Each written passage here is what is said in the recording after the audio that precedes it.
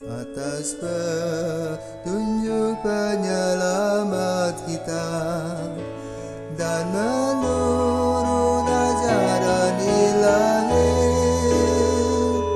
maka beranilah kita bernyanyi. Bapa kami yang ada di surga, dimuliakanlah namamu. Saudara-saudari terkasih, selamat pagi. Salam jumpa lagi dalam Sabda Siap Saji Jumat 21 Januari 2022, di mana kita memperingati Santa Agnes Perawan dan Martir. Marilah kita berdoa.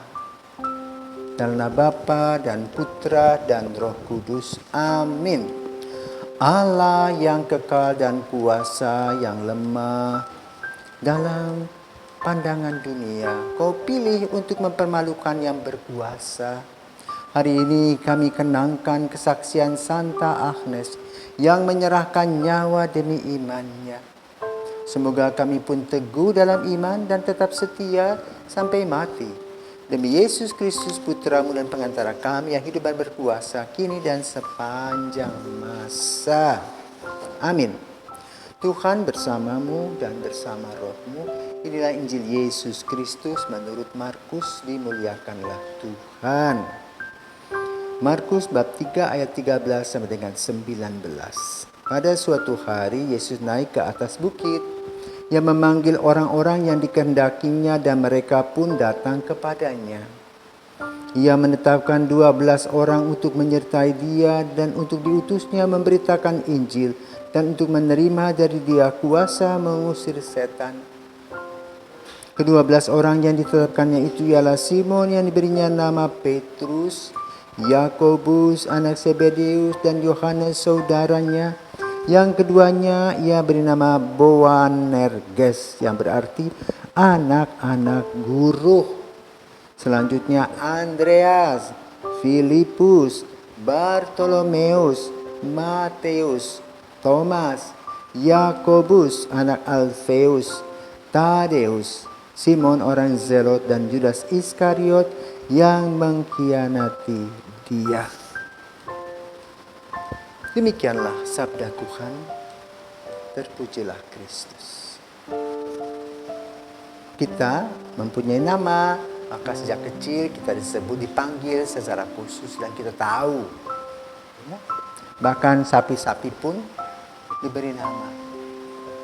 Nanti pada zaman revolusi industri 4, ya, 4 itu nanti robot-robot pun bernama, bahkan berkewarganegaraan.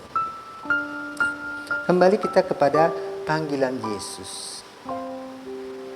Yesus memanggil para muridnya dan menyeleksinya. Apa yang diseleksinya? Hatinya. Bukan perilakunya, hatinya. Contoh Petrus si kepala batu. Kenapa? Dia punya kuasa sebagai juragan ikan. Dia bisa memerintah anak buahnya. Tapi di hadapan Yesus dia bertekuk lutut. Kenapa? Hatinya. Mulutnya kasar, tapi hatinya baik. Dia terus terang orangnya. Belak-belakan, tapi rendah hati dan suci hati.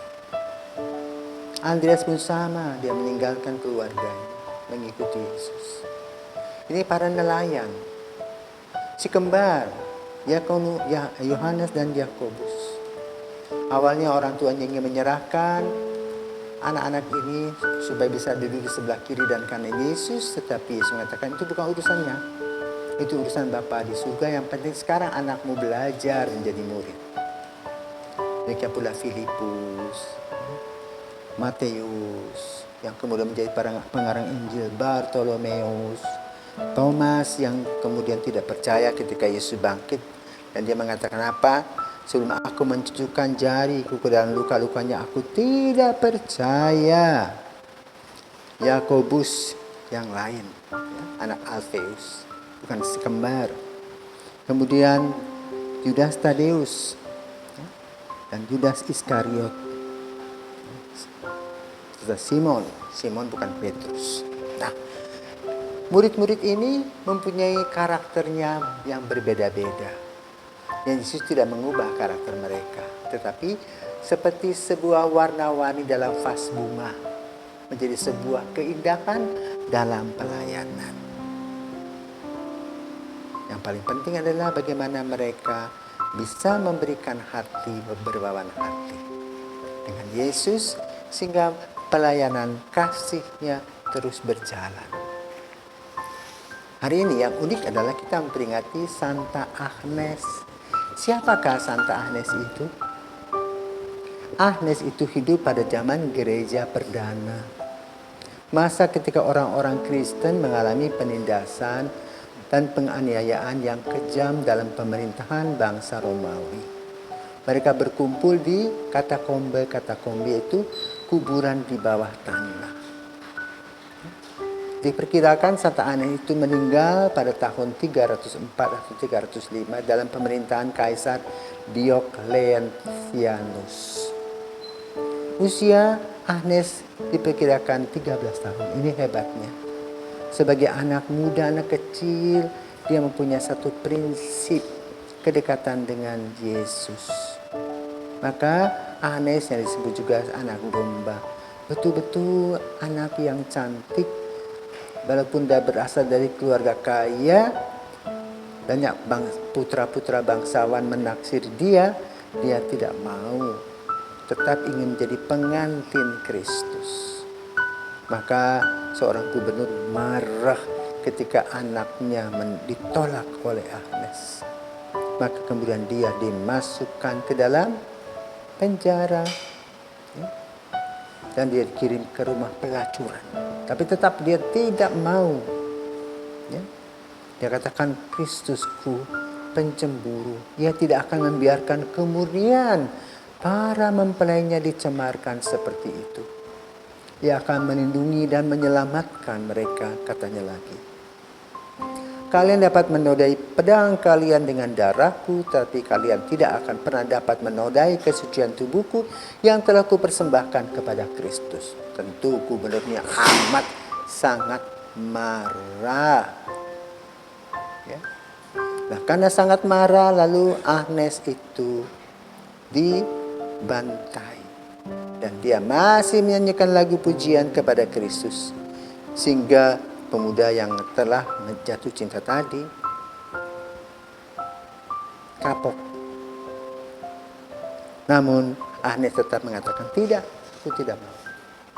Itulah Agnes kecil yang telah menjadi pahlawan dan martir yang kita peringati pada hari ini, mengikuti hidup para rasul, di mana Petrus disalibkan, Paulus juga dipenggal kepalanya, yang lain pun sama. Dengan darah yang diberikan oleh mereka, gereja semakin subur, tumbuh dan berkembang. Karena gereja melaksanakan kasih dan pengorbanan. Siapa yang mau menjadi pengikut Yesus yang sejati, siap berkorban. Siap menjadi orang-orang yang menjadi martir. Martir bukan hanya karena dipenggal kepalanya, tetapi juga batinnya bisa dipenggal, bisa dimatikan. Tetapi terang dan nyala Kristus harus ada di dalam hati para pengikut yang setia. Santa Agnes, doakanlah kami